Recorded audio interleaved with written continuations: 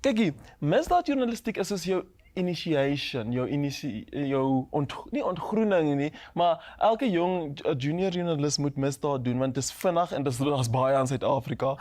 So, jy leer om vinnig te skryf, jy leer om te skryf as jy misdaad doen. Ek het baie misdaadstories gedoen, maar ek dink nie ek was die beste misdaad journalist nie, want vir my was dit soos nogals, dit maak jou paranoid, want jy sien elke dag, jy word elke dag blootgestel aan die sleg van die wêreld. Mense leer uit misdaadjournalistiek dat dit is 'n hektieke wêreld en dat mense goeie nuus kort. Dit is vir my nice as iemand suksesvol is in hulle lewe, goed doen in hulle lewe. Ek wens vir almal goed doen, want misdaadjournalistiek was soos donker wolk.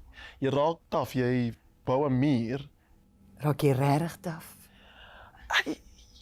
Mense raak koud. Ek weet nie of dit taaf is nie, maar mense raak koud, want as jy hoor daar was 'n moord, dan hardloop jy en sê, o, dis 'n lekker storie, o, moord is gepleeg, en as jy daar is jy nie soos, ag shame, jy soos, okay, kom ons kry hierdie storie uit, kom ons pit wat ons daar uit kan kry. Ek het letterlik, as ek by die huis kom, na werk, het ek soos 'n 5-punt check gedoen, om te kyk of daar iemand by my kar is nie.